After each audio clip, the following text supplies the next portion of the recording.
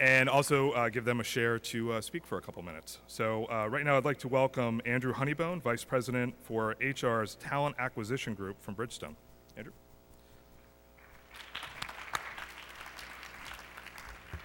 All right, good morning. Welcome to Music City, the home of Bridgestone Americas.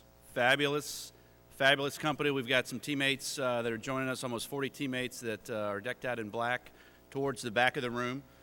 We are thrilled to be a sponsor for not only this event, but to have the presence that we have over the next couple of days for a conference from a talent perspective that couldn't be more important for Bridgestone. At our heart, we're a manufacturing and technology company. We look forward to connecting with the many thousands of attendees that we know will be here over the next couple of days. Nashville is the home to Bridgestone Americas, which is the American subsidiary of Bridgestone Group, the #1 tire and rubber company in the world. We are thrilled to call Nashville our home, and we hope that you enjoy it over the next couple of days and can experience everything that we believe makes Nashville fantastic. If you're out and about in the downtown area, you probably can't go very far without seeing at least one crane in your eyesight.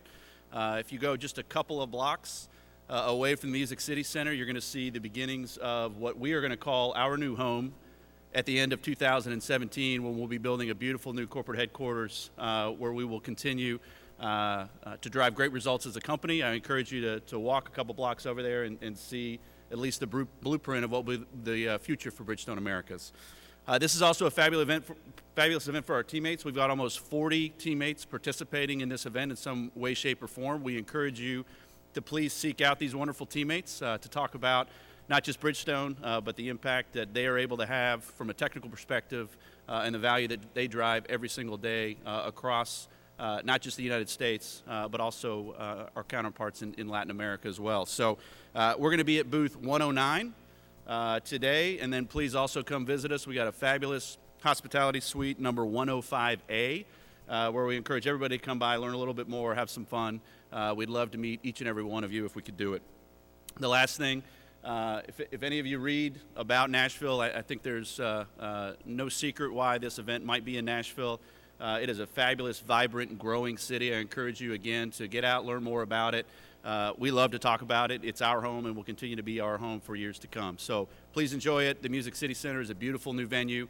So get out and about, enjoy yourself while you're here, and I think you'll see every day is just as sunny as it is today. So that's another great part of Nashville, Tennessee. So again, welcome to all of you. We're thrilled to be a part of it. We look forward to meeting as many as we can over the next couple of days.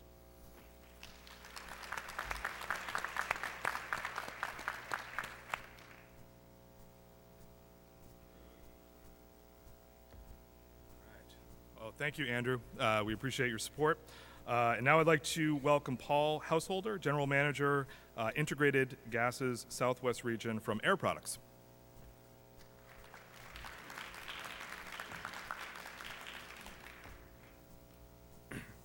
Good morning, and thanks for the introduction.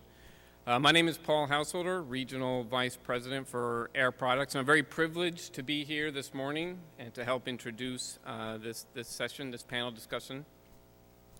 For those of you that are not familiar with Air Products, we are a multi-billion-dollar global industrial gases company. We produce and sell oxygen, nitrogen, hydrogen, and other industrial gases to a very diverse customer base that participates in markets ranging from alternative energy to healthcare. And while we sell industrial gases, we succeed on innovation.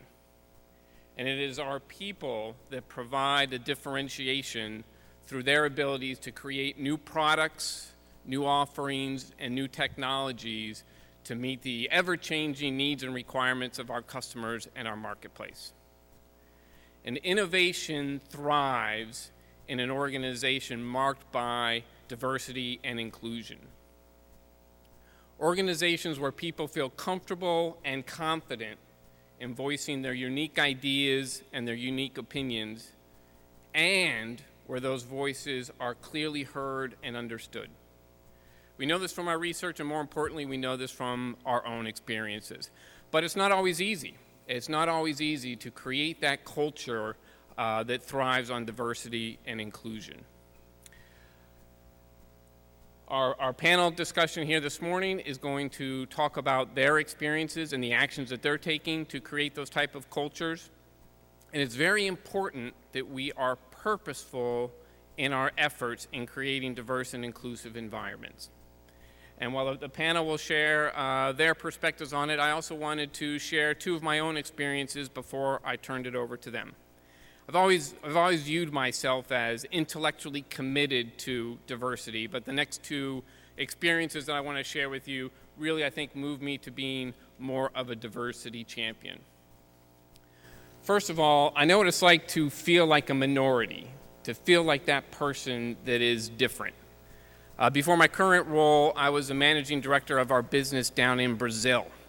So 3 years ago, I moved my family down to Sao Paulo, not being able to speak the language, not understanding the culture, and really not having any contacts in the country.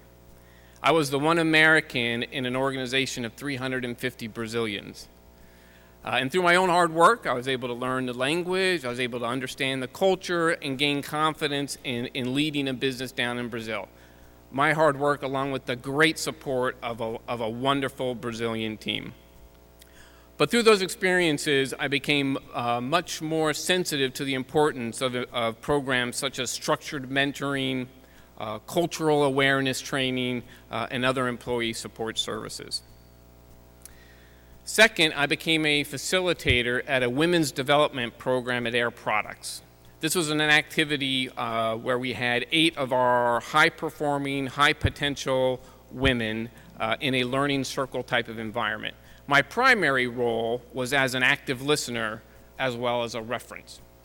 But it was in that experience that I started to understand how those different from me can be impacted and perceive the same environment. I was introduced and became much more aware of topics such as unconscious bias and seat at the table. These two experiences really helped foster my champion of diversity. And not all male leaders have these type of opportunities, have these experiences, but it's these type of experiences that can really fuel our desire to be purposeful in creating cultures that are committed to diversity and inclusion. And that's really the point. That's our challenge. The reality is that today males still have a significant portion of the leadership roles and are in a good position to help set the tone, set an example, and create an environment where our people can succeed. That's why it's so important that we work closely with our diversity partners in creating that rewarding and challenging environment that is committed to diversity and therefore innovation and an area where those two can thrive.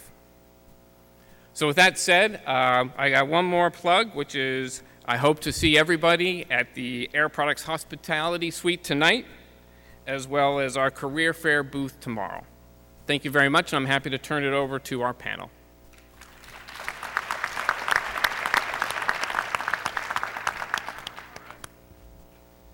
Thanks a lot, Paul. And again, thanks to Air Products and Bridgestone. So right now we're just going to get started. One sort of housekeeping thing. So we're doing a couple things. We have the digital and analog version. You can submit questions through the app. There are instructions that you've seen now. And then we also have the index cards there. So if you prefer to submit your questions through the index cards, write your question down, raise your hand, and one of the volunteers will grab that and give it to Pamela. So with that, I'd like to introduce our moderator today, Pamela Hill. Pamela Hill is Vice President, Strategic Systems and Business Operations for Constellation, an Exelon company, leading the development and implementation of strategic process and system enhancements. Prior to this role, she served as Chief of Staff to the President of Constellation and Director of Project Evaluation for Exelon. Before joining Exelon, Hill held various positions at Southern Company and Genon, formerly Marant. She has a master's degree in public policy from Harvard University's John F. Kennedy School of Government. Hill was one of 25 Americans who completed the Johns Hopkins Nanjing Institute of Sino-American Studies. She also holds a BA in sociology from Dartmouth College. So with that, Pamela. Thanks very much.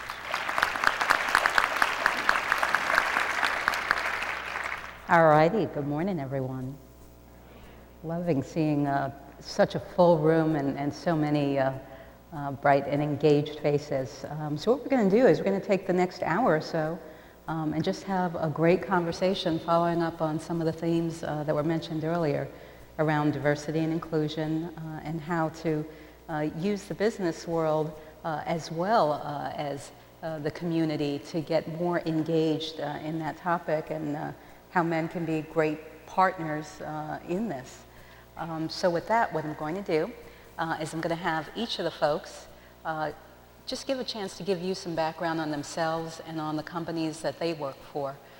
They'll take a couple of minutes, kind of give you some context on how they came to where they are in their company and their background. And once they wrap up, I'll then go ahead and get my chance to ask them a couple of questions. And then my favorite part, I'm really going to look to the audience and ask y'all to ask some questions. So with that, I'm going to look over here to my left, your right, and we're going to start with Commander. Good morning. Oh, excuse me, I have that projection voice. I'm not used to using a mic even in a room this size. So if I blow your ears out, it's only because that's just who I am. But no. My name is Commander Tony Bayugan from San Diego, California. Joined the Navy a very long time ago. Started in the nuclear power field. I entered as an engineer from college, and I operated submarines as an engineer plant for the first several years of my career. Then I made a transition into the recruiting world. I've spent many tours in recruiting, and recently I was the commanding officer of the Navy Operational Support Center down in Pensacola, where I had over 600 reservists and active duty sailors under my charge. And my experience leading into this discussion is as a commander, we're charged with ensuring we have the safe, good climate for the operation for all of our sailors, and that is very much an inclusion message piece of that. My current position is I'm the director for national recruiting for the entire nation for all officer programs, which includes engineering, and we have a large footprint here today. And the engineering you'll find in the United States Navy is applied engineering. It's the opportunity to use the skills that you've learned and apply it in the execution phase of protecting our nation and delivering humanitarian assistance throughout the world, as the varying degrees and messages and different missions that we have as a naval force have changed over the years. Wonderful. Ronnie? Good morning, everyone. My name is Ronnie Gibson, and I am the chief engineer for FM Global. FM Global is an insurance company, but it is a company that is focused on industrial risks, and therefore there's a heavy engineering component. In fact, we send engineers to all of the locations we insure, and that's the engineering connection. We've got about 1,500 engineers. Many of them are women, and some of them are here today. Yes, there they are. As for myself, I'm a civil engineer by trade. I've been with our company for 27 years, and all along the way it's been engineering. And from a women versus men in engineering perspective, I've got to tell you this is a very interesting experience for me. But the connection that I immediately go to is when you bring it home. I have never thought of anything other than meritocracy when it comes to people moving on in their careers. But I've had 2 marriages, and the first one, my wife stayed at home, and my current one, my wife works as a professional. And I can tell you that I personally experience some of the stuff that relates to how people get on and get ahead and some of the assumptions that are made. And that, frankly, is the reason I was very excited to be included in this group. Good morning. Can you hear me? Good morning, everyone. My name is Manuel Cuevas. I am a head employment and litigation lawyer for Motorola Solutions, and as of I think 3 weeks ago, also the head of the HR organization at Motorola Solutions. I'm not an HR person by trade. I'm a lawyer by trade, and I think that makes me supremely unqualified to be in this in this session, because I'm neither a woman, I'm neither a technical professional, but I think, in fact, what the reason why I'm here, among other things, and at least the one message I'd like to convey is that, aside from the great honor of being here, is that it all starts from my perspective, from a position of humility in management. I think one of our challenges is being self-aware, understanding our limitations, and I think humility in management opens the door for an inclusive environment. It allows us to understand our limitations and to actually learn from audiences like this. In fact, before coming to this, in preparation for this, because I'm neither an engineer nor a woman, and I'm terrible at math, I actually held a number of interviews with both Motorola women engineers, some of whom are here, and I really appreciate their presence, and also a couple of external engineers whom they referred me to, and it was remarkable the type of dialogue that elicited. So I'm very, very honored to be here. Motorola, as you may or may not be aware, is a global leader in public safety and mission critical communications for government and public safety agencies, police departments, fire departments, ambulance services, airports, critical infrastructure providers, mining, heavy industry, and engineering has been the heart and soul of the company for 80 years. So I'm, again, deeply honored to be here and looking forward to a great dialogue. Good morning, everyone. My name is Bruce Masse. I'm the Vice Provost for IT and Chief Information Officer at the University of Wisconsin-Madison. The University of Wisconsin-Madison is the only university in this country that has been in the top 5 in research expenditures for every year of the last 25 years, something we're very proud of.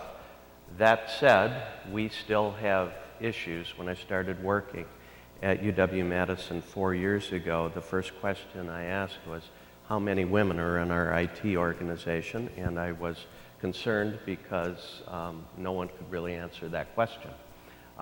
We have since engaged in a purposeful way with an initiative called Women in IT that includes our entire campus. We've recently been bolstered with our partners in Internet 2, Florence Hudson, my colleague who's the CTO for Internet 2, worked with me, and we were the inaugural institution to sponsor SWE memberships as part of the Internet 2 initiative to diversify our profession in Internet 2. So I come to this with many partners. I also come with a background. I'm first generation college educated. I grew up in a rural area. My mother did not finish high school. My father did. They both worked very hard, created opportunities for me, and along the way I discovered the importance of having someone, having family, having friends who can be there for you, who can be mentors for you, to encourage you to achieve what you can achieve. And that is one of the reasons why I've been engaged actively as a mentor to diversify our workforce. I will not be satisfied until our workforce at the University of Wisconsin in IT much more closely resembles the 55% of women who enroll as students at the University of Wisconsin. I'm honored to be here.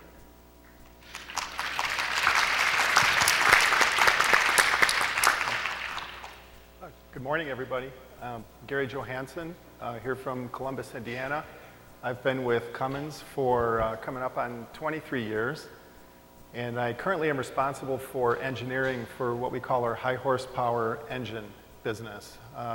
Think about engines kind of above 500 horsepower, mostly for construction, agricultural, mining, power generation applications. Prior to this role, I was in our division in Fridley, Minnesota, near the Twin Cities, that was focused primarily on power generation. And that was really one of the experiences that really ignited real passion for me around inclusion and around really making sure that every employee in our company has the voice heard. Verbally and orally, of course, but also just their voice in terms of their self-realization, self-actualization to reach their full potential and to really make the difference that they wish to make. And I was very inspired by a group that we had at the time and that continues today called our Technical Women's Circle. And that it was really a grassroots effort that really drove an enormous level of new momentum and change in diversity and inclusion. So that really connected for me with my experience growing up. I grew up in a single-parent household, and after my mom and dad were divorced when I was 6 years old, my mom went to college, took on a full-time job, and raised my brother and sister and I, and was, in my view, a rock star, awesome rock star, even though she was not a loud projector on the stage, but very inspirational for me. And so I'm very privileged to be here and very thankful for the opportunity.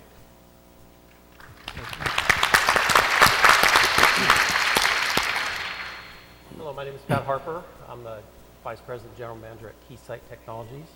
First, I'd like to acknowledge the 46 women we have here for this conference.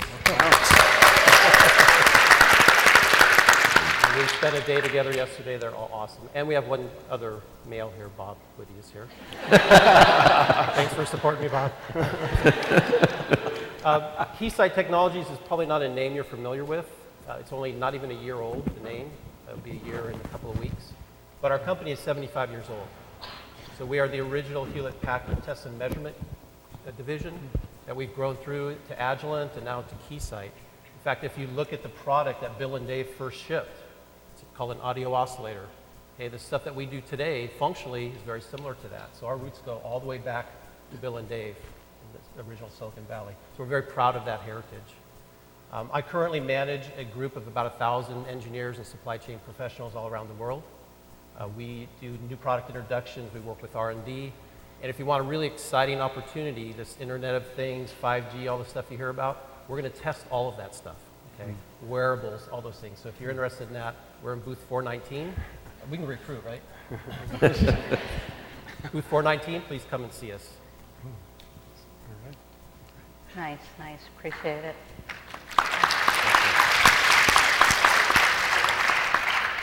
All right, so we're going to go ahead and start off with Bruce, maybe.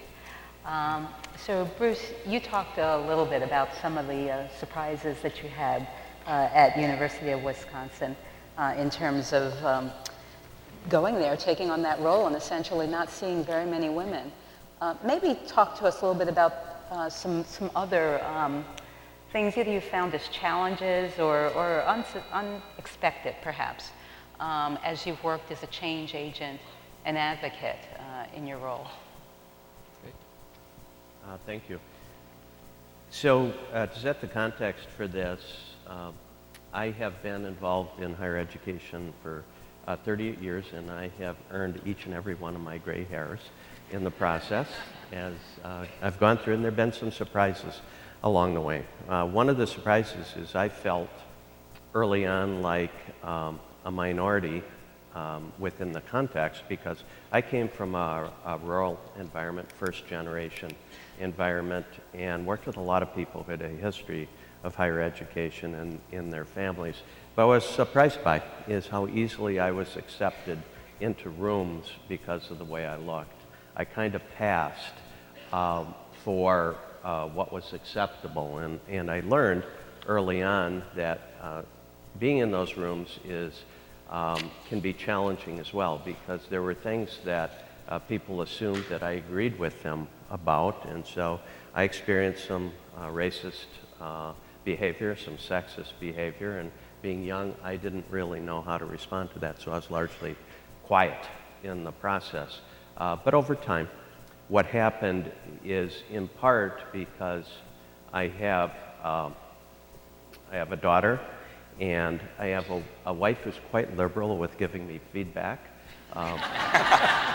and does not miss an opportunity. I started to figure out that I really needed to be heard, and I needed to speak from a point of view of values. And one of the surprises and the challenges was I somewhat naively assumed that I could just speak these things and it would be fine, and let me tell you, it was not fine. I needed to learn how to do this with diplomacy, and I needed to do it in a way that was respectful and somewhat gentle for many people who I don't believe really understood that they had some unconscious biases in the process. So a big surprise for me was I had to learn how to give feedback back. I had to have the courage to be able to give the feedback, and I needed, and this was a responsibility that I had, is no one makes you do this. No one made me take my position. There was never a gun to my head, but the opportunity was provided, and with the encouragement and support of those around me, I learned I could provide feedback. And I learned that as I went through that process, that sometimes that feedback wasn't welcome, and I needed to persist. Some of that feedback came from people I would not have expected it from. Some of the challenge I experienced that I didn't know how to deal with was how women in power reacted to other women at times. And I was caught totally flat-footed by that. I did not expect that. I didn't know how to deal with it. And it was yet another thing. I had to learn how to navigate, how to provide feedback, when to fight, when not to fight, and then how to be effective in communicating, because these are really complex issues. I was talking with some of my friends on the panel before about, I started out with a model that I'd learned called the glass ceiling. Many of you have probably read that and heard about it. I don't find it to be a particularly useful model. The model that I'm using is called the labyrinth. You can find it on Harvard Business Review. It was 2 women faculty had the article, and it talks about all of the stages at which women can be blocked or diverted during the course of a career. And it's not about bad people who you get to a certain point who are holding you down. It's about the many blockage points. And I think it's, surprise to me was I had to learn a model so that if you have the wrong model, you can't address the situation. If you have a model that works, you can execute strategies. And that, for me, was a very important point in learning that it was much more nuanced than I thought it was. And I needed to be a participant in this. I needed to have courage, and I needed to be outspoken with appropriate diplomacy. Yeah. No, I can identify with a lot of that. Yeah, please, Manuel. I think you bring extraordinarily insightful points. In my experience, has been also a growing learning process for me. I'm the youngest of 3 brothers. I come from Puerto Rico, traditionally male-dominated environment, and I think this issue of diplomacy is particularly important both for men and women in the workplace. I'll give an example of a situation that I think many of you work in corporations or will work in corporations that have structured talent reviews, whereby a group of managers sit and discuss a group of employees and in terms of promotional opportunities, leadership capability, etc. And one of the most interesting examples that I find recurrently, not just in my company, but in many others, because it is something I discuss with others as well, is that in the context of talent reviews, you see how assumptions have an extraordinarily limiting effect on people through just basic assumptions.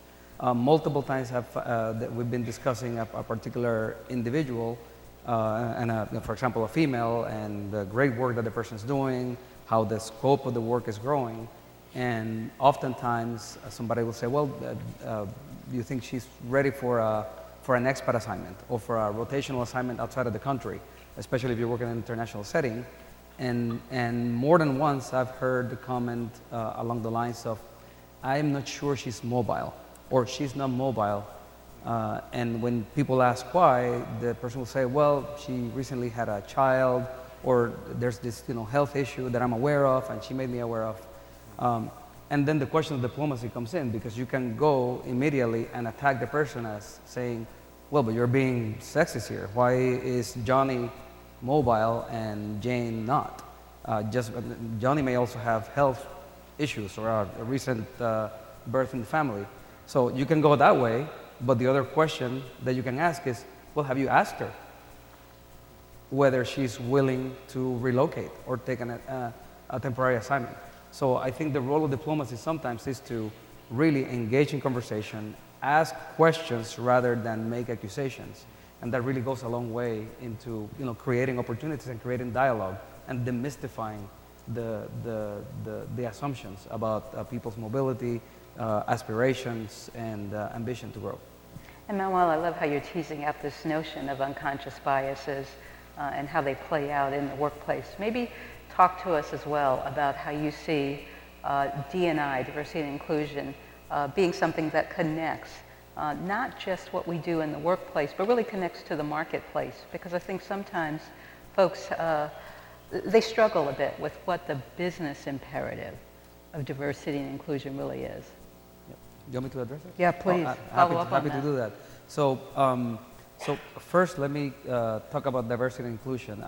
My view is that I at least refer to it as inclusion and diversity, and somewhat of a idiosyncratic thing of mine, because I view diversity as an outcome, whereas inclusion is a mindset. And from my perspective, in order to really have an outcome of a diverse workforce where authenticity is welcome and nurtured and embraced, we need to be first open to having dialogue. So I guess that's the first comment. As far as alignment between inclusion and diversity goals and the marketplace, I think you said it best. You want to make sure that your workforce reflects the makeup of your customer base. And the demographic shifts here in the US and abroad are shifting at an extraordinary pace. And that's not just in terms of women and men, but also Latinos, Asian Americans, African Americans. There's shifting, ever-shifting demographic waves that companies need to align with. And it's not just about compliance in the end. I always, from my vantage point as a lawyer and as an employment lawyer by trade, I typically see or have typically seen the issue of diversity from a compliance perspective. But compliance simply focuses on outcomes. And in the end, it's all about creating a space where people will want to come and be attracted and ultimately stay, because that's another alarming statistic, right? You see a room full like this and you're energized by the type of talent and the diversity of the group, but the staying rate of women in technical careers it continues to drop as the career ladder increases. So for me, it's a matter of representation and inclusive mindset. So maybe we'll switch and think a little bit about what metrics look like, following up on what you just mentioned. So Tony, working in the Navy, I know it's probably important, and not just in the Navy, really in the corporate world as well. It's pretty important that you be accountable for what it is that you say you're going to deliver. And as Manuel just mentioned, you want to make sure, and I'm sure this is the case, again, in the business world on other initiatives, that you're doing things not out of a spirit of compliance, but out of a spirit of really seeing the value and seeing the why. So maybe talk a little bit from the Navy's perspective about metrics and with this notion of accountability. How is it that they define what the metrics are for diversity and inclusion, how you go about telling if you're on track, and what some of those indicators look like? It's an interesting perspective because being up here, the military, being one member of the panel, is a minority in just this group of panelists. We're talking about business and we're talking about customers. I mean, ultimately, we're talking about when we're looked at as a military force, we're looked at as a war-fighting force, where ultimately our customer is on the other side of a weapon that we're deploying to protect you as a nation, you as our citizens, and you as the residents of the United States of America. So the perception piece of it, what the perception is of the Navy, what the perception is of the military in general and Department of Defense, and what the missions that we hold. Kind of a sidebar conversation is, we have a lot of missions that we have. We have a lot of ways that the military adds value into this country, humanitarian efforts when the tsunamis hit to Japan and down in Haiti and things of those missions that we do. we have put in place as an organization a tremendous number of initiatives that are not just diversity and inclusion or not just directed toward diversity and inclusion, but towards protecting and fostering an environment where everyone can feel safe and operate at their highest levels. And in that are a number of initiatives that are specifically designated to assist women in being and participating in the workforce and having the environment where they can be ultimately the most successful. But as a military, we're a 300,000 force. We have 17% of our force is currently women. That's 50,000 or so, approximate numbers. We have 50,000 women in the United States military, in the United States Navy, pardon me. And we have a number of initiatives that are designated to ensure that you as a gender have an audience, have a place to serve and to serve in the best possible environment. But when you're talking about an organization that has 300,000 members to it, you really rely on the individual leaders. And when you take it down to where you live and where you operate in your day-to-day life, you're not talking to a four-star admiral or a number of admirals in Washington, D.C. developing policies. You're looking to the chain of command, and that is your mid-level managers in a corporate setting, and then your CEOs and your division heads in large corporations. So we take painstaking care to ensure that we assign to command only those who are screened by the most detailed screening process and selected because we place trust in them. Trust in them that we're going to make decisions that affect your lives and your daily living and your lives that may ultimately be saved or lost if a poor decision is made. So we have metrics that evaluate the commanding officers of every individual unit, and it's our command climate surveys. And in that are a number of different questions. And if you've ever been involved in a climate survey, surveys are voluntary. Every member can or cannot participate. It's their own choice. We don't force anyone to participate in, but we rely heavily on metrics that are derived from the questions asked. Do you feel safe in your work environment? If you were to raise a complaint that you're not being afforded the opportunity to excel and achieve in your discipline, will your voice be heard? If you make a complaint, will that complaint result in reprisal? And we examine those in painstaking detail. Again, like I said, and I just underwent one of those as recently as I left my command. And there were some, and you as a commanding officer, you have to look holistically at your organization, and then you have to look at the individual areas of concern. If you have areas of concern, you have to take that to heart and understand that as a leader, you are a servant leader. You know, we are called as leaders to understand and to provide our sailors with the best opportunity to succeed. And if there's decisions or perceptions exist within your organization where there's discrimination or there's favoritism or things that are blocking someone from having a clear voice, you have to address those at every level.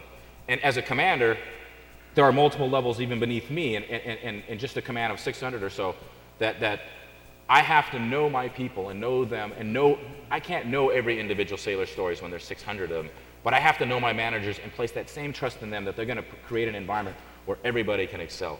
So we use command climate surveys as a measuring stick for our commanders, and then we hold our commanders accountable. I have to brief, as the CEO of NOS Pensacola, my last department, I had to brief with my boss any areas that were yellow, red, or green, and they're just statistics, but you can sense it, you know. You can sense it in the days, and as a commander, you can't sit at your desk or you can't stay in your stateroom. You have to get out and about and get to know your sailors and get to know their faces and understand the environment that you work in and foster one that allows everybody the opportunity to excel at the highest levels.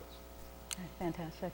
So Gary, maybe pick up a little bit on two threads that we've heard. One around this notion of unconscious biases that was elaborated on a little bit by Manuel, and then another that Tony just was talking about with operational excellence and making sure folks really do their very best. And that is, in your organization at Cummins, you know, it's almost a century now that company's been in business. It's a Fortune 500 company. What do you all do on the D&I front to ensure that biases, that these unconscious biases, because no one really means to and wants to, it's in the blink of an eye. What do you all do to ensure that you're able to bring in folks that really have the qualifications that you're looking for, helping them to succeed and not allowing the unconscious biases that every one of us have to get in the way? Yeah, that's a great question. We're very fortunate to have a really long legacy of leaders who were very proactive and very ahead of their time over decades in thinking very progressively about what diversity really means and how it affects us in our work and what the business case is and the kind of world that we want to help create. Our mission at Cummins is making people's lives better by unleashing the power of Cummins. And we talk about that a lot. We're not perfect at it, but we work really hard at it. And I think it stems from a number of different prongs, attacking the issue. One is making sure that we're casting the net wide enough in the recruiting process, right? And that we're holding recruiting teams accountable to say, are you looking broadly enough? Are you establishing relationships with department heads and the professors and that kind of thing, and developing a real pipeline? Because if you don't have that, you're not going to create the representation in our workforce. But that in itself doesn't come nearly close to achieving what we want to achieve, which is being a fantastic world-class company. I think it comes down to what are those attitudes, and are we aligned in our thinking about what it means to create an inclusive workforce? So we're starting to see now, hiring managers put in their job description, is this leader someone who has demonstrated the capability to create an inclusive environment? We talk a lot about creating trust and actually vulnerability-based trust. Probably depending on the industry we're in here, vulnerability may or may not play out a lot, right? But creating trust about those kind of things, and then also talking about our own biases. It took me 50 years to realize that I had a bias about people who were ultra competitive, and I didn't realize it. And as I've begun talking about it, other people start to realize, oh, I guess it's okay. I don't have to be perfect. I just have to keep moving us forward and keep working on the culture. So we have teams working on attraction, retention, and development, and as it pertains specifically to gender diversity. And I think that's wonderful and fantastic, but I have to admit, I've always had a little bit of heartburn about this, because it kind of feels like someone, presumably a man or a group of men and women, are going to do something to or for a group of women, attract them, retain them, and develop them. And I keep sort of emphatically saying, why don't we add a fourth item to that list, which is follow? And we can follow, leaders at any level in the organization, women who are bringing their perspective along the diversity chain into how we solve problems and those kind of things. So I mentioned our Technical Women's Circle and how that's panned out into creating new inclusion initiatives and dialogues, which have now been adopted by our whole corporate diversity team. And so these are a group of really amazing women who have led and made our whole company better, as opposed to us being whoever us is, developing them. And so I think we have to keep talking about attract, retain, develop, and follow, and it doesn't have to be in that order. Yeah, please. You mentioned two things. In my current position as the National Director for Officer Recruiting, the selection process and the finding the talent and identifying the talent, I own the selection boards for example, pilot and surface warfare officer. So individuals who are going to come into the Navy as an officer to fly jets and drive ships, we take the packages and we sanitize them. We compare numbers, figures, GPAs, and we look for talent. We use venues like this to try and find talent in women who have the talent and the skills and the technical skills, so that we can open you up to the culture that we have in the military, and come see what we have to offer, because it's a great community, it's a great opportunity. It's not one that you may have woke up as a 6-year-old and thought about, but as you progress towards technology, you realize, hey, there's an opportunity for you to serve your country, to serve a higher cause, and also get great engineering training and application of that. But when we select packages, we don't know the gender. We don't know their race. We don't know whether it's a Hispanic name, because we cover the names. Remove all those factors that can show us that could cause any type of sliding one way or the other. We try and make that process as sanitary as possible. In our selection process, anybody who's been to a Navy promotion board can tell you that it is painstakingly generic. We try and remove every barrier to discrimination so that the talent promotes. the job of us is, once we get them in, is to have that environment so that we retain the talent and the diverse workforce. And that's what we're working for and we're striving for as a force. And the second piece of that is, I'm going to go back to leadership and talk about something that was just mentioned. The submarine force is a force where I came into the Navy, and it was all male. And it wasn't as a discriminatory practice. It's really hard when you got a 9-man space to reserve that for berthing for 2 women. So it was a logistical issue in the beginning. And now, when we made the decision to open and remove all barriers to all military branches and all services and all portions of the military, we had to logistically adjust to that. And the submarine force, the number of people in this room would have a difficult time fitting on board that craft. So you need to know that we made a conscious decision to bring officers into the submarine force first, so that those junior sailors that are now first enlisted sailors are hitting the submarine force have someone to look up to, have someone to be a mentor to.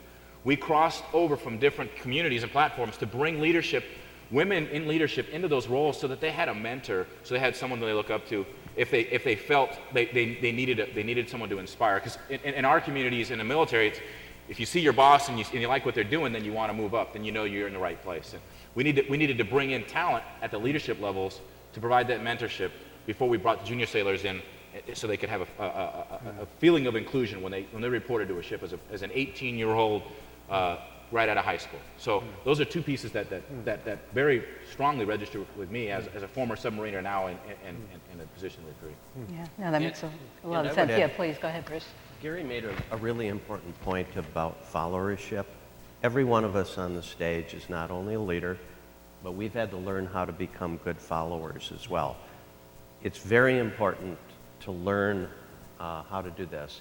I've already given you one homework assignment, and I'm at a university, so that's what we do. And that was to read The Labyrinth. The second assignment is there is a book by an author by the name of Ira Chaleff called The Courageous Follower, and it is really worthwhile to read that. There are 2 parts to this equation, and Gary's point about the importance of followership is extremely important.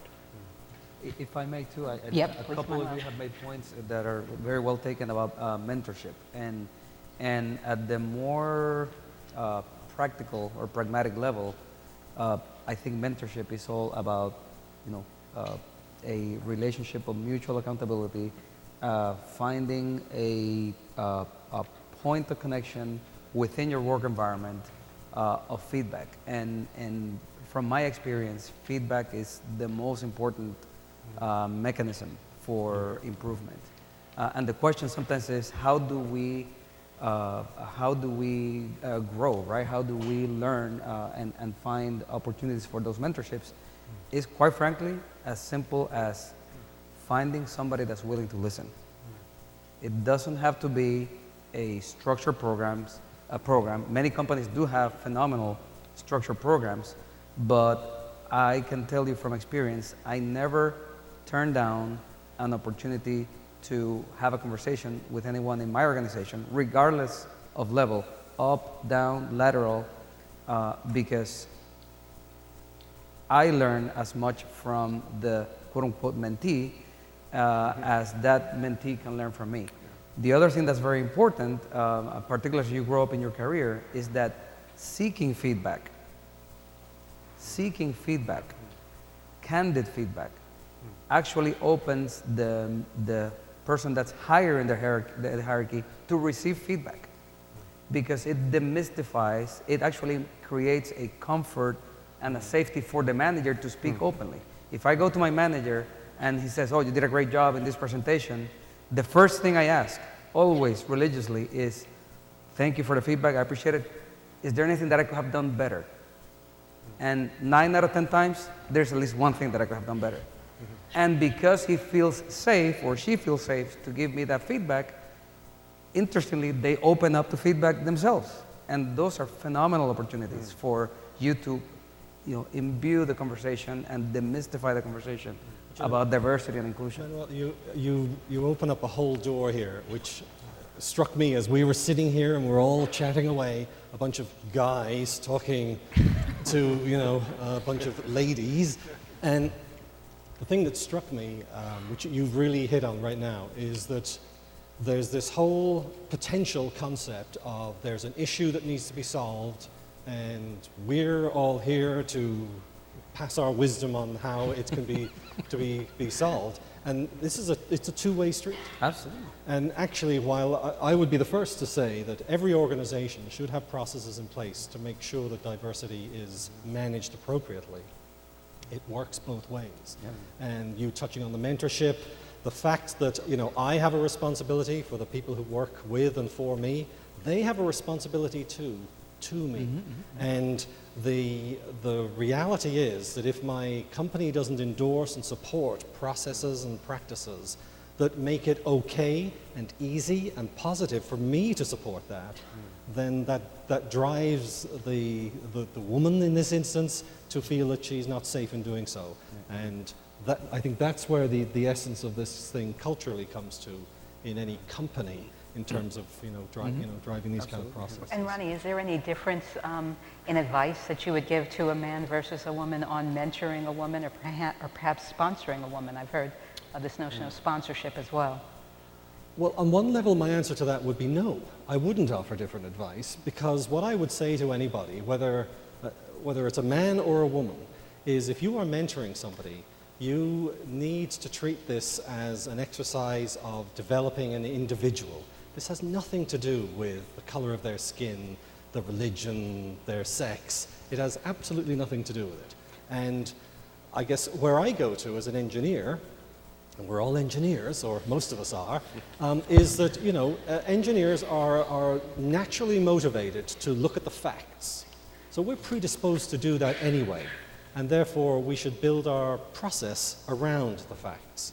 And the only kind of additional thing that I would give relating to how one sex would mentor another sex would be that bias is natural. We were talking about bias a little bit earlier. It is perfectly natural, and even the whole unintended or unconscious bias, it's real. It happens. I do it, you do it. It's the way the world works. But if I build my process to remind me that could be in play, then even that factor can be very positive in making sure that the right questions are asked, or that activities are positioned in a way that will resonate for that individual so that they get the best out of the mentoring experience. And the last thought on this, and I have said this to some managers over the years, is this doesn't come down to whether I'm a man or a woman. This comes down to my personal attributes. And I would say that you will find if you are mentoring two different men, they will be different. They will react differently to different motivators. The same will apply to women. And we all know this inherently. In our company, we have a mentorship program, and it's pretty structured. And as an engineer, I like it that way because it works as an aid memoir to me. And I would encourage anybody who is doing that kind of activity to approach it in that manner. And if nothing else, and we talked a little earlier about how this is about business and market, every organization should be preserving the staff that they have. Every organization that hires somebody and trains them has invested a lot of money, and therefore they should do what they should do to hold on to them. And a mentorship program is a very powerful way of doing that. But with no structure, with just picking the guy who's been there for years, that's not that's not mentoring. Yeah, so remove the bias, even if Absolutely. consciously. Absolutely. The point you just made earlier about kind of us big teapot style, as it were, giving answers, little teacup style out in the audience. I know that one program that's often thought about in companies is FLEXTIME. And Pat, I know Keysight has a little bit of experience with this, and FLEXTIME, it's offered for different reasons, but again, it's meant to be sort of big teacup style, a solution to the teacups problem of elder care or kid care or pet care or what have you. And we talked about unconscious biases, and there's probably an unconscious bias that most folks have, that when you take flex care, that there's some stigmatization around. Oh, look who's getting up at 3 o'clock in the afternoon to walk out and go deal with what have you. So what has Keysight Technologies done maybe to help, one, ensure that there is a match between walk and talk. These aren't just policies taped on a wall, never to be done. And two, that once they are put into action, that folks can feel good about it, not feel as if they're harmed in some way. Yeah, it's a really good topic. In fact, in a day and a half or so here, it's come up in almost every meeting I've been in. Nikki mentioned it in her keynote if you were there. So I'll just tell you a quick personal story about this. My wife and I dated through high school and we got married pretty young, but we decided to wait to have kids until our careers were a certain place. She's a CPA. She got her license. She was practicing for a couple of years. I was at HP at the time, about 10 years into my career. And when we had our first child, she went back to work, and then he has had a very serious health problem and required to be in the hospital and everything, and we were, of course, devastated. The support I got from my management team, from the company, to flex my hours, flex my schedule. He was in the city. San Francisco was about a little over an hour from where we are. It was phenomenal, just the support I got. Her CPA firm laid her off because they were afraid that the healthcare costs were going to go up even though I was covering him. She was devastated. And I will never forget that. Okay, so when I think about Flex and supporting people in my organization, I go back to that thought, how supported I felt. And I've been at this company, HP, Agilent, Keysight, 36 years. And to save you a question, I was 12 when I started. Yeah. But I'm really loyal to the company, and I try to then create that same environment of flexibility. Doesn't matter if it's a kid, could be your parents, other things. Some of the tools that we put in place, in Santa Rosa, we donated land to the school district, and they put an elementary school on our facility. So they run it, but it's on our facility. Our employees get first cut at that, if you will, first priority. Very popular. You can drop your kids off in the morning, go have lunch with them, pick them up in the afternoon. We talk about, walk the talk is really important. These would all just be things, right? But I was just talking to Laura, one of our employees. She says, it's really nice because when I go to pick my kid up at 2, my boss, male, is picking his kid up at 2. So it's real. So as managers, we not only have to put these tools in place, we actually live them. When my kids were in school, I would be the room parent. I would go on field trips. So we flex our hours, both start and stop times, but also during the week. If something's coming up for you, if something changes in your life, we really work with you on that. Okay, and that's real. And again, there's 46 Keysight employees here. Go talk to them. Ask them, is it really true? Is he just making that stuff up? We really try to live those values. And I hold my managers accountable to making sure we do that. We have something we call management by objective. It's kind of our overall management theme. Set the objective with the employees, give them a lot of flexibility on how they're going to achieve that. Okay, so again, we live that value.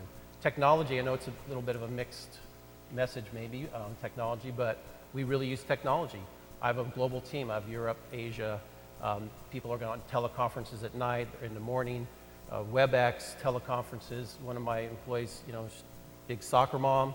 She likes to go to the practices. She's on her iPad and WebEx and her phone, and she's walking around the soccer field watching her kids practice.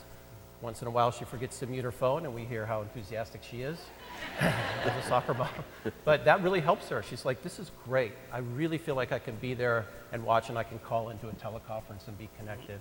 So the tools are one thing, but then living the values. As managers, we have to do that. From an employee perspective, and this came up earlier, it's this open, honest, and timely communication. As an employee, tell us what flexibility means to you. We have a term, one size fits one, right? Everyone's going to have a unique situation. So these tools need to be tailored. I call it a portfolio of tools, right, that you can pull from. But as an employee, tell me, what does flexibility mean to you? And I know it can be hard, right? It can be scary to say, I don't know, I need to take some time off. We had somebody say, I really want to learn an instrument. Can I take Tuesday afternoons off, right? And they were kind of timid to ask that question. Of course, we can make that work. Volunteering in the community is big for us as well. We actually pay employees time off every month to go volunteer in the community. We have an on-site workout and Zumba classes, those kinds of things. So we're trying to put the tools in place, but again, it means nothing if the leadership doesn't back that up and doesn't live that. So I really encourage my managers, live these values, use these tools yourself, be visible, encourage people. All right, Ronnie, I know you want to make a quick comment, and then we'll go ahead to the Sure, audience sure. questions. I have some personal experience of this in that, over the years in our company, people, good, solid engineers have children and need to, sometimes spend less time at work. And I'm reminded Richard Branson has a great quote where he says, "The client is not number one. The employee is number one. Look after the employee, and they will look after the client." And it really points to this, because all I will say about the flexi-time side of life is that every single instance where that has occurred, in my experience, the return on that investment has been huge. Those individuals have worked harder, longer, they've got the work done. It's a myth that it gets in the way of Now, I won't lie, in our company there's still a bit of fear around that, because of course we maybe haven't experienced it ourselves. But if you're brave and do what you do, then you're in a good place. And it is aligned with boards of directors' interests, because the more flexible you are, the greater talent level you're going to attract and retain. There is payback for boards of directors here too, so it's not like it's unaligned. I kind of made a funny face, and some people in the front row, because let's be honest, we're an operational defined by defending the United States of America. So when the shoe drops and deployments happen and people go to do their mission, they do their mission. But you would be shocked at how flexible we can be and how flexible we are if you serve on a ship. You have what they call a sea-shore rotation. You have a portion where you're at sea and you're operational, and that's your job, and that's your number one priority. Okay. Now, when you have to go, but you go home every night if you're in port. When you're at sea, there's no flex time, obviously. Now, if you are on your shore rotation and you're spending 3 years at Navy Recruiting District San Diego or at the Pentagon or wherever it is, the hours, they have flex hours in a lot of our shore establishments. Most of my shipmates, my troops that work for me, don't come into work until after 9 because they're dropping their kids off. And many of them, and you'll look at what the military has done with on-site childcare and a lot of different things that we've done. So yes, flex time's not going to exist at sea. I will tell you that for a fact. I've been there. Flex time may mean you're working extra hours, but there's no flex time at sea. Come as early as you want, stay as late as you like. We say in the military, overtime is authorized. But when you're not operational and you're not on a mission package, there is a lot more flexibility, and it's granted to the best. And just recently, the Navy changed their maternity leave, for example, to grant up to about 6 months of 84 days, not 84 days, excuse me, it's 6 months, right? 6 months of maternity leave to be taken not at the very beginning, but throughout the first year of that child's birth to the mother, to allow them the opportunity. We understand that family is first, and you'll see that the 21st Century Sailor initiative that the Navy has put out and that we are putting into the fleet is exactly what you said, talent management. If you don't retain the family, you don't retain the sailor. So those initiatives do exist, and we believe we're on the forefront of our Department of Defense partners in partnering with women to give you an environment where you can serve, and not only serve, you can excel. Okay. One last comment right there. Were you still going to make one? And then we're going to go to the audience questions. Okay, thanks. I was just going to add that I think a part and parcel of all of this in figuring out flex time is listening. Is really, and I like to use the term having your radar up, right? And really listening empathetically to people, whoever you are mentoring or are in your team or who you work with, because people send signals in a lot of different ways, right? Maybe they start showing up for work later or leaving earlier, or they're having other problems. And really making sure that people know that it's okay to talk about it. And so asking them, what do you need, right? And not being prejudgmental about what we think they might need, and but really opening that door. And I would just add, it goes through all levels of the organization. One of our senior leaders once said that all of our careers go through seasons, right? We decide when we're going to want to really push it and go faster. We might have other family events, maybe elderly parents that need help, whether you're a man or a woman. So how do you make those kind of adaptations? And that we talk about it, we champion it, and we role model it by doing it, so people see that, hey, all across the diversity spectrum, this is part of what we do. Okay, very good. So here is a nice spicy question. Is D&I a zero-sum game? i.e. what's in it for men. And how do I talk to guys, there's a white guy I know, but I suppose this could apply to anyone, to guys who feel like because they're not the minority, they are not having opportunities. Me saying, well, you've been had power for a while, doesn't really cut it. Don't all answer at once, boys. Well, I'll take a Let stab the at lawyer it. take that one. So yeah. Thank you. You're doing the second one, yeah? Yes, yes. Well, no, I think in all it is a spicy question, without a doubt. But I think the examples are really the most illustrative way of going about this. I've been, and I'm sure all of you, my fellow panelists have been, I'm sure, in multiple conversations, past and present, where somebody will make a comment about a female colleague, about her looks that are ultimately irrelevant in the work environment.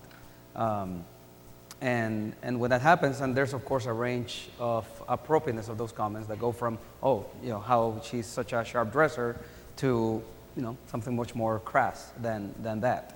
I don't have daughters. I have 3 boys, but I do have a wife who's a professional as well, and I'm very proud of her. And the way I try to bring this topic up in a way that's diplomatic yet assertive is going back to what my colleague was saying here, along the lines of, hey, do you have would you say that comment, or what would you think if it was your daughter or it was your wife?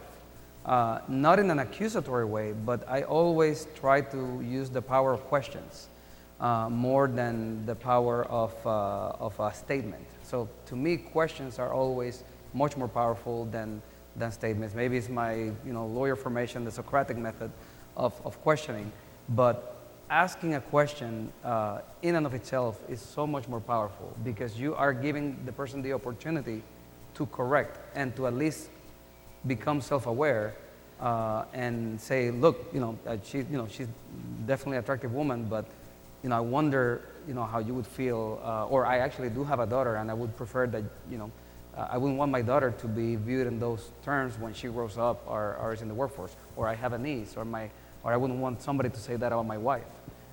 And people do change. It's quite remarkable if you do it in a way that it's safe for them, and in the form of questions. It's so much more powerful than accusing or pointing out the bias that's implicit in the comment. That's the best tip of the day. For no matter what you do, question. Absolutely. Yeah. Yeah. Are you aware that this makes me feel this way? Yep. Is completely different to this makes me feel this way. That's give him a round of applause. That's the key. If I may, just one comment, because I wanted to say something else about the flex work environment, and we all talked about the importance of listening.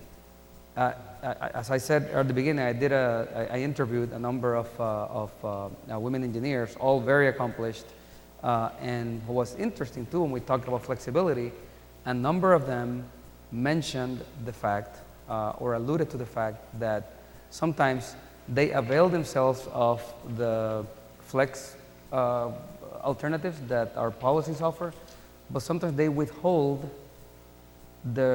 from their managers the reason why they are taking the flex time. Or they'll outright misrepresent, oh, I have to do some personal matters, or I need vacation, when they may be taking care of family responsibilities. To me, with respect, that is a missed opportunity for dialogue, for creating a safe environment in which to ask for that flexibility. Because if you're in an environment where you don't feel free to have that dialogue, maybe that's not the right environment, and maybe that's not a supportive manager. And therefore, if you don't disclose the real reasons, people will fill in the blanks. People will assume that you are doing something else. And the road to conflict, the road to misunderstanding, and the road to discrimination is full of assumptions on the way. So you just Maybe have to remove the let's assumptions from the touch conversation. briefly, because this, I think, ties into how to drill D&I more deeply throughout an organization. You all are all up here, you're senior leaders in your company. How do we drill D&I down into the permafrost, as it were, of middle and lower levels, as well as when we evaluate candidates, how do we get a sense of what their mindset is on this topic of D&I? Yeah. So I think I like the analogy of the permafrost. And what I see happening in Cummins is that there's drilling up, down, and across the permafrost. And to me, that's when you have a really impactful outcome. As I mentioned before, this inclusion dialogue that was begun from a group of technical women who were really, really articulate and really impactful in the topic, the thing that they have done is create an opportunity for people, white males, right, who I would have said are tough as nails, have a skin 3 feet thick, who have been in my office in tears and have felt for years maybe their voice wasn't heard.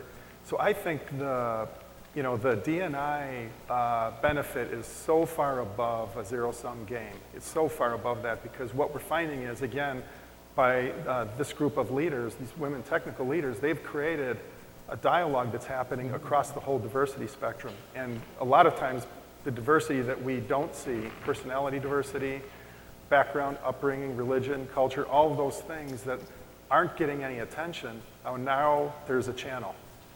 And this is where I would again say followership, right? We're not here to just develop women, we're here to learn and become a much better company because of what they bring to the table and what they have brought. Yeah, I agree that the zero-sum game aspect of this is already clear. Look at an organization like this. Many of the people in this room are here with the support of either direct or indirect of their companies. So let's not kid ourselves. Those companies aren't doing that for fun. They believe that it's going to result in a benefit for everybody involved. So I think that question is a clear yes. It's beyond a zero-sum game. The whole theme of inclusion is every person brings to the table their skill sets, and the diversity brings a broad spectrum of thought processes that are outside of the typical. I mean, when people picture the military, they picture a 18 to 20 something white male, where there's a common cultural belief system that exists there, and we miss out on the spectrum of genius that exists across gender, across race, across all barriers, if we focus on just that piece of it. So every single one of every single person in this room understands the benefit of inclusion, understands that you will only truly touch all of the talent that's available if you include everyone, and not only include them, but you foster them, you mentor them, you grow them, you develop them, and you retain them. And that's the key. The whole conversation boils down to every piece of information that's out there exists with a different person from a different background, and you cannot derive conclusions at analytic process and improve and get better at what you're doing unless you take into account all of that data that we and that you as individuals hold. So we invite you, we welcome you, we want to foster relationships with you. And the piece of it about it all, again, everything, if you hear a theme with me, it comes down to leadership. Leadership is understanding your people, having a relationship with those beneath you, understanding who they are, why they make the decisions that they do, and leading them the best way that they need to be led, meeting their individual needs so that they can meet your company's needs, your organization's needs, and for us, it's the military. So, again, I think I can speak for all of us as those that are waiting in kind of on the fringes for the next brief. We're all honored to be here. I'm tremendously honored to be here. I look forward to talking with you and allowing you the opportunity to speak with the associates that are here from the Navy and about what we've done and learn from you. I'd like to ask questions of you about what your opinion of the military is so that we can have a dialogue and we can better understand how to improve our organization from your perspective. All right, thank you, Tony, and thank you so much to all of the panelists here. Before you guys give them a round of applause in the spirit of Bruce, I also have a homework assignment for you. So there were at least 60 questions that you all had here, and I really do appreciate the level of engagement you have. We're at that point in the conference where, unfortunately, we have to wrap up the official dialogue, but we're here for days. So please, let's not wrap up the unofficial dialogue and engagement that you all have. Some of the questions that I read that I want you all to think about and talk with one another on around this homework assignment. What can I do as an individual? I'm in college, about to get out of college, about to go into the work world. I just started in the work world. I'm a contractor. I'm disabled. What can I do to change the tone of diversity and inclusion where I am? A second question, do I need to do anything as a woman to be more masculine? Is that the ticket to operating successfully? I see a lot of heads shaking no. Have a conversation around that. Engage with the few courageous men that came here. And the last question is around what diversity and inclusion should look like 10 years from now. What do we hope that conversation and the results that we'll say, you know, this is what it was 10 years ago, but look how far we've come. So I want you all to have a conversation around that. And with that, thank you ever so much.